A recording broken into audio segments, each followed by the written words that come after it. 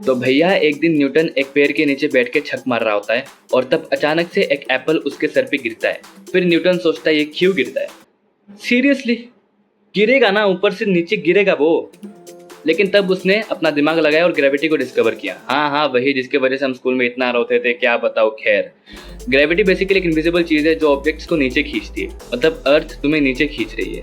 अगर उस दिन न्यूटन पेड़ के नीचे बैठ के छक ना मार के धूप में क्रिकेट खेल रहा होता ना अपने दोस्तों के साथ, तो हम स्कूल में इतना नहीं रोते। खैर, आगे बढ़ते हैं। तो न्यूटन के टाइम में लोग सोचते थे कि ग्रेविटी एक फोर्स है, जैसे कोई इनविजिबल रोप तुम्हें नीचे की तरफ खींच रहा हो, और ये एवरीडे लाइफ में काम करता है।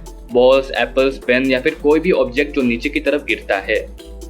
लेकिन जैसे ही मर्क्यूरी का ऑर्बिट और लाइट बेंडिंग का सीन आता है, न्यूटन का फॉर्मूला फेल हो जाता है।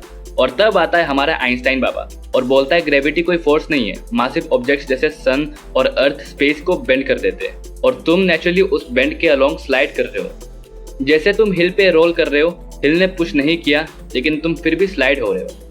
और हाँ, ग्रेविटी बस एप्पल को नीचे नहीं खींचती, स्टूडेंट्स के ग्रेड्स को भी नीचे खींचता है।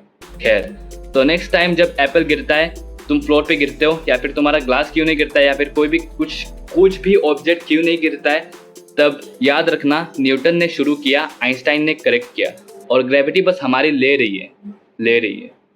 मजे। तो एनर्जी कंजर्व होती है, बस फॉर्म चेंज होती है। पोटेंशियल एनर्जी काइनेटिक एनर्जी में और वाइस वर्सा।